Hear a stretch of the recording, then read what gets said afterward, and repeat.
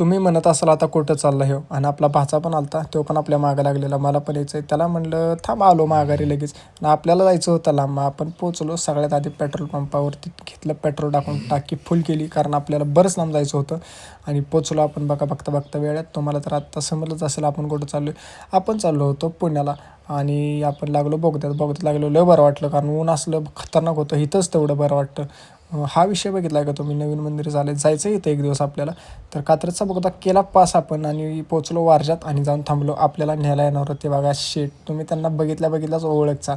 ये बघा आले. पोचलो आपण योगेशच्या घरी. घरी पोचल्यानंतर फ्रेश वगैरे झालो आणि बसलो पहिलं जेवायला, कारण भूक तर भरपूर लागलेली. मग जेवत मस्तपैकी टाईमपास करत बसलो आपण बघत राऊंड टू हिल. नंतर म्हटलं चला गेलं पाहिजे. मग काढली गाडी आणि निघालो आपल्या लोकेशनवरती. आणि जाताना मग इथं एक ग्राउंड लागतं. त्या ग्राउंडवरती इतके सगळे खेळायला होते ना, सगळे क्रिकेट खेळत होते वेगवेगळे टीममध्ये. खतरनाक विषय. नंतर पोचलो आपण, आणि लोकेशन तर लय भारी होतं. काय शेटला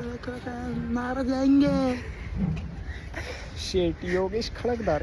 आम्ही जिथं होतो त्याच्या पलीकडे सगळी नांदेड सिटी दिसत होती. हे बघा एकदम भारी, आणि एकदम व्ह्यू पण भारी चालतात दिसत होता. डेकोरेशन पण खतरनाक केलं होतं. आणि नंतर कपलनं तर असला भारी डान्स केला ना बघा.